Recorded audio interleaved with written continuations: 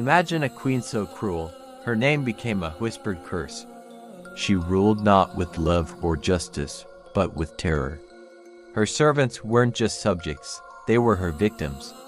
And the horrors she committed were so dark, many believed they should be erased from history. But who was this queen and how did she get away with such evil?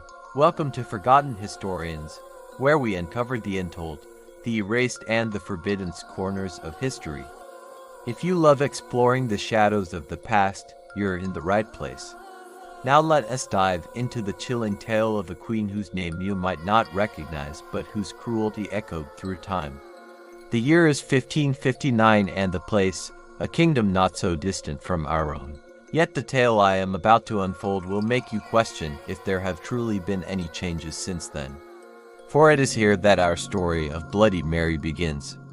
Mary finds herself seated on a throne woven with blood-red velvet, a crown heavy with jewels pressing down on her unruly fiery hair.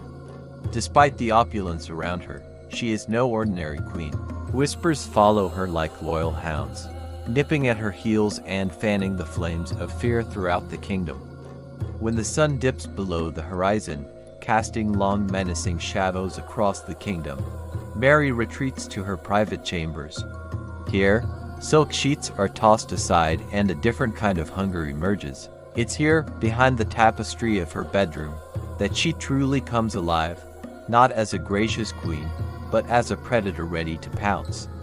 Tonight, her eyes gleam with a feral light as she stalks her prey, not in the halls of the kingdom, but within the walls of her own home. Here, her servants become playthings, pawns in a deadly game where the queen is always the winner.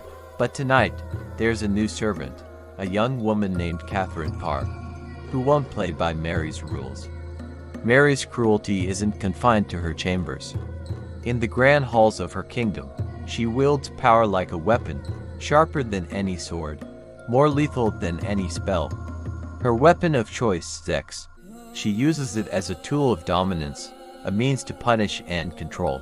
But when that fails, she turns to a more sinister form of torture, twisting her victims both physically and mentally until they break, their screams echoing in the once proud halls of the kingdom.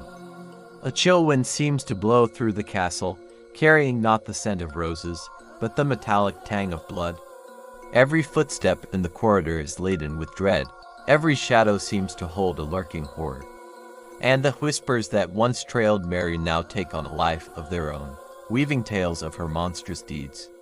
Outside the castle walls, the townspeople go about their lives, their days filled with the mundane routines that give life structure. But even here, in the supposed sanctuary of daily life, Mary's shadow looms large. News of her atrocities reaches even their secluded corners, carried by the wind or perhaps by those who've had enough courage to speak out. But for every whisper of dissent, there are a dozen shouts of warning, a reminder that the queen's ears are everywhere and her wrath knows no bounds. As the final scene unfolds, the question that's been haunting us since the beginning finds its answer. Did Mary ever face justice for her heinous acts? Or was her story lost to the sands of time, buried deliberately to protect the image of a fallen kingdom? The answer, like many from this grim tale, is a chilling one.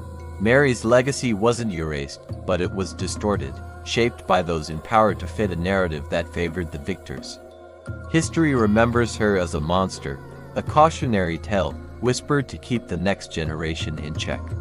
History often paints queens as symbols of beauty, grace, or wisdom. But sometimes, behind the crown, we find monsters. And when power has no limits, cruelty knows no bounds. If this story shocked you, just wait. There are even darker secrets hidden in history's shadows. Subscribe to Forgotten Historians and let's uncover them together.